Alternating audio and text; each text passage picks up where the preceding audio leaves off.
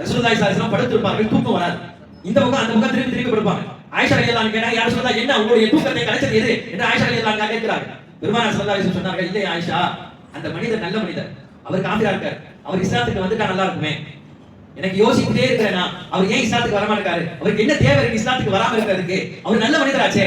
நம்மள பல பேர் இருப்பாங்க, நம்ம நிறைய ஃப்ரெண்ட்ஸ் இருப்பாங்க, நல்லவங்க, நல்லா தெரியும் நம்மள, ஆனா அவர் காஃபிரா இருப்பார். நம்ம எப்ப கேட்டாலும் உதவி கேட்டாலும் அவர் செய்வார். நம்ம அவங்க மேல கவலைப்படணும்.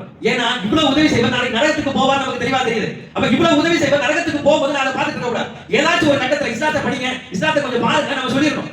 நாளைக்கு வந்து அவ்வளவு ஊகத்தை கூட அவரால் பார்க்க முடியாது. அவர் வந்து நிக்கிறாரு, இவ்வளவு உன்னை பழகினப்பா, அல்லாஹ் தான் இறைவன் தெரியுது, ஒரு வார்த்தை இஸ்லாத்தை பத்தி எடுத்து சொல்லலையேன்னு கேட்டா, பெருமானார் ஸல்லல்லாஹு அலைஹி வஸல்லம் அந்த கவலையில திரும்ப திரும்ப படுத்த ரசூலுல்லாஹ்க்கு பல நாட்கள் தூக்கம் போனது. தூக்கம் போனதுக்கு காரணம் என்னன்னா, அபூஜஹல் இஸ்லாத்துக்கு வரல, பல தடவை நான் சொல்லிட்டேன், இவர் இஸ்லாத்துக்கு வரல, பல தடவை சொல்லிட்டேன், இவங்க எல்லாம் இன்னைக்கு இஸ்லாத்துக்கு வர போறார்கள் என்று பெருமானார் ஸல்லல்லாஹு அலைஹி வஸல்லம் அவர்களை நினைத்து பட்ட கஷ்டங்கள் யாரால்